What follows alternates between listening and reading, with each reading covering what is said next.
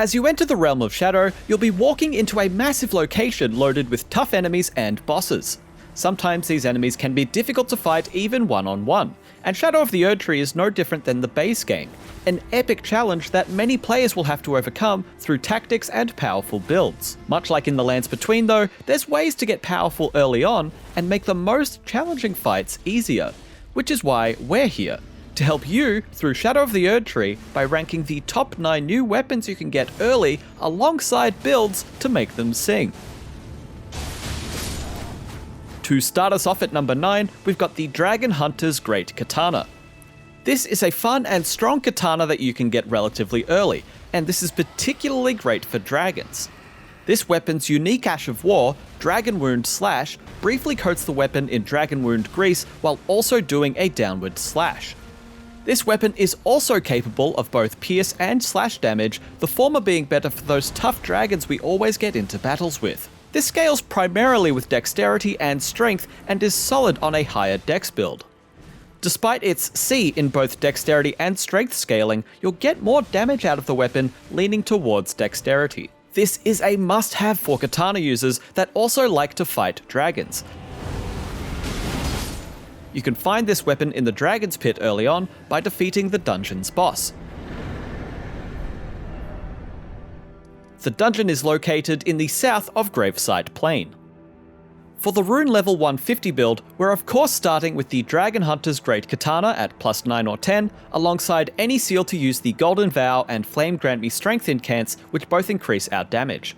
For talismans, we have the Ritual Sword Talisman, the Shard of Alexander to boost the attack power of Dragon Wound Slash, Millicent's Prosthesis for some free dexterity levels, plus an attack power bonus gained on successive strikes, and finally, Lord of Blood's Exaltation to give us a damage bonus whenever the bleed buildup from the weapon triggers.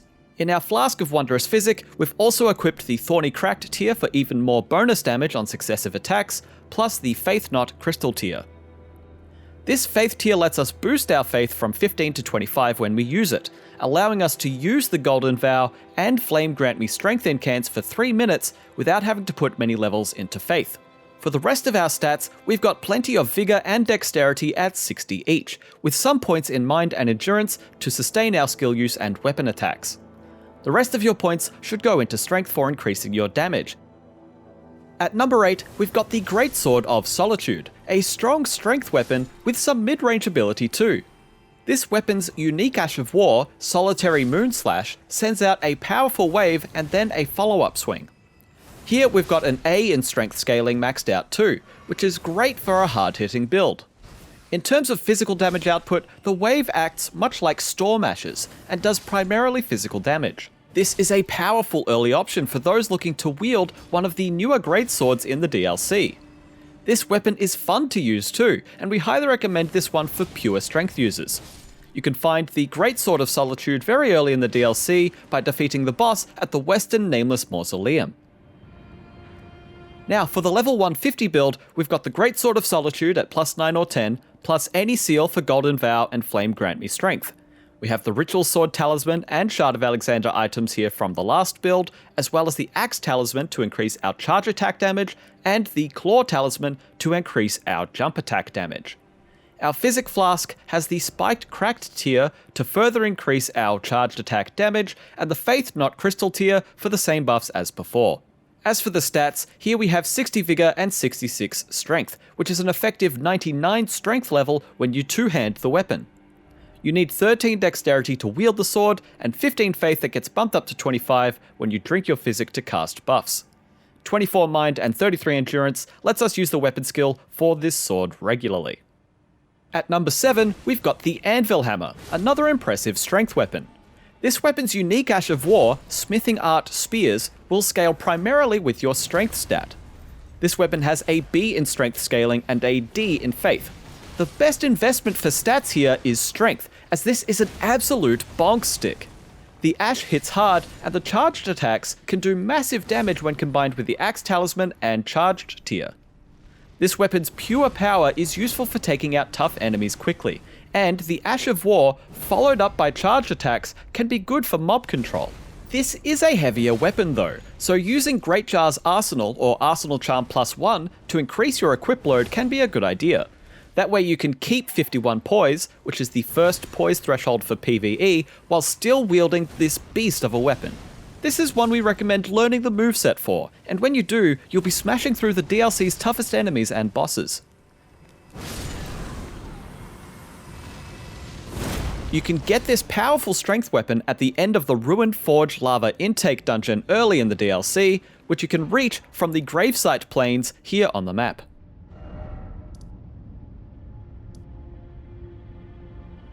At rune level 150, here's the build for this weapon. We of course have the Anvil Hammer, plus 9 or 10, and any seal for buffs.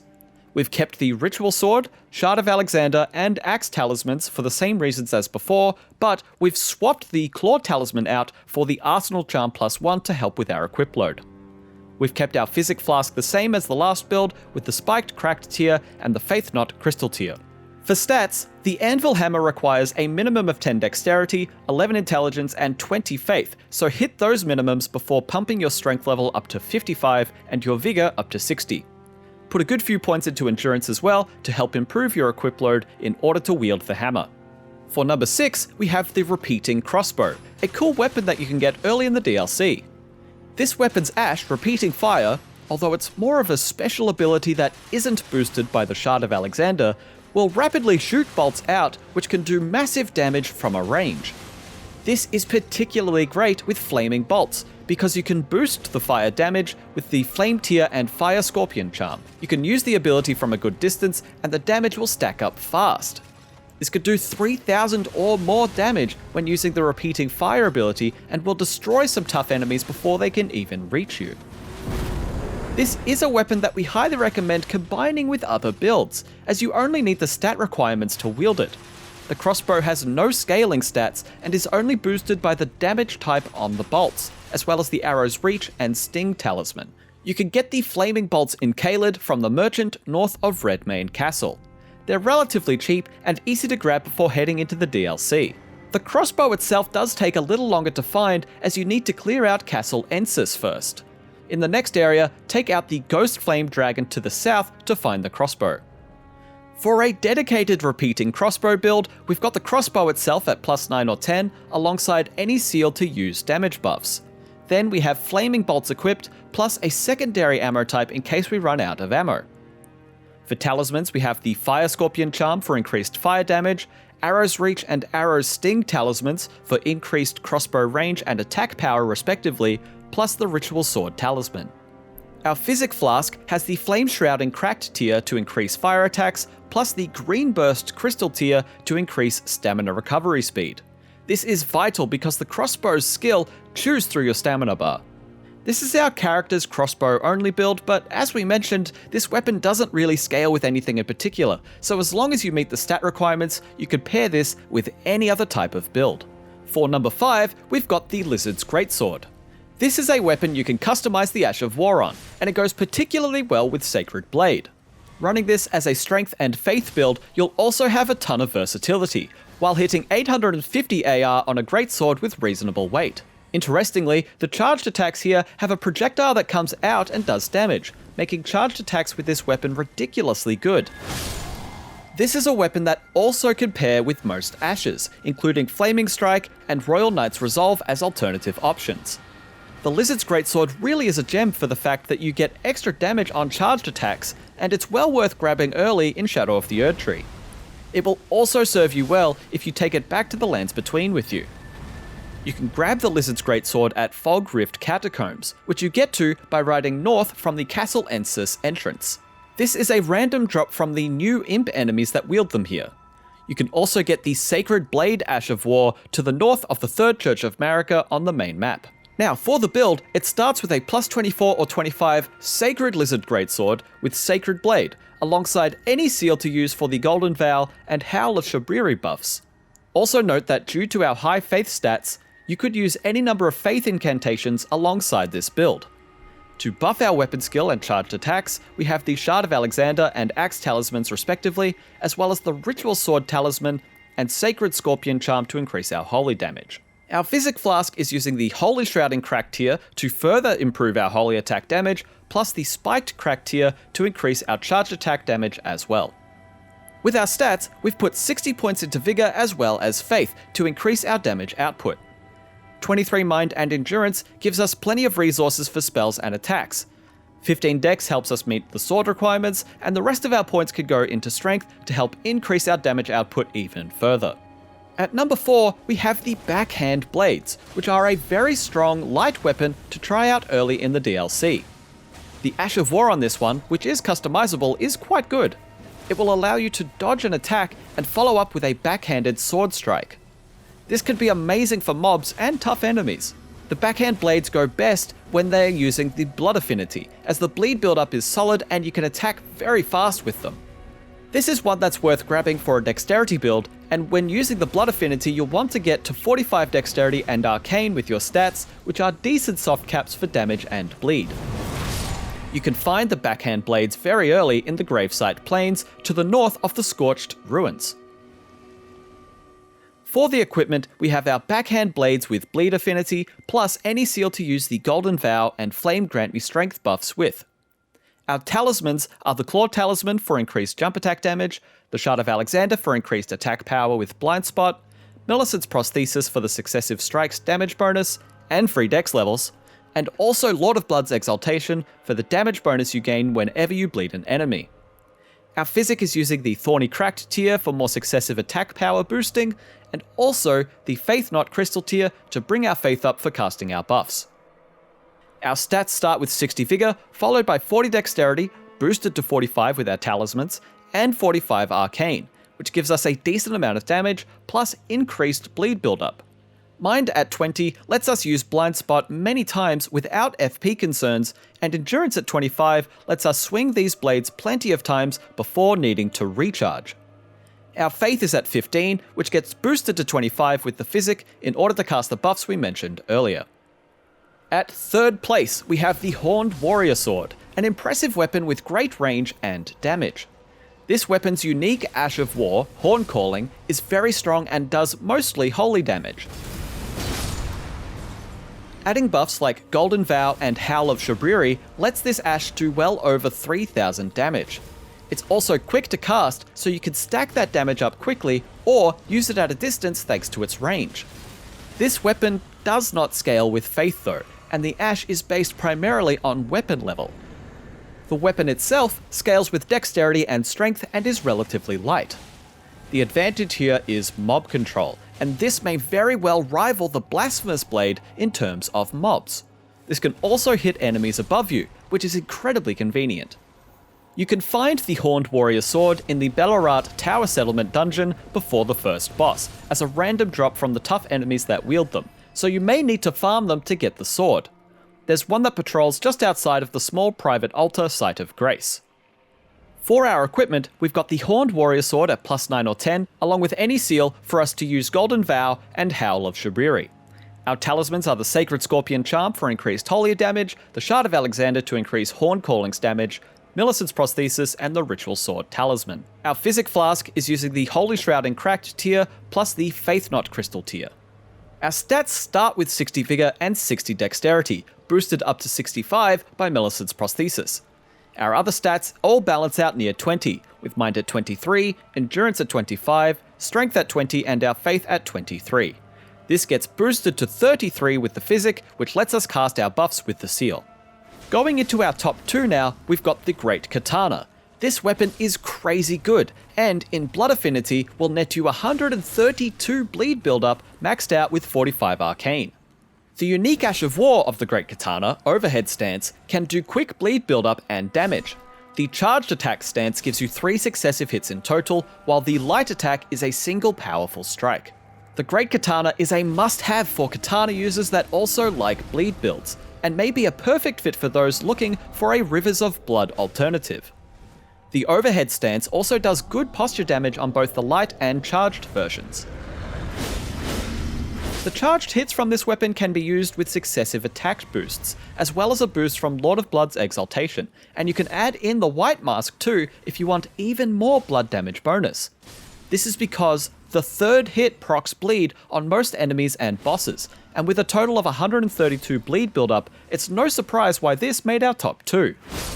The physical damage is impressive too, making this one of the best early weapons you can find in the Shadow of the Erdtree DLC.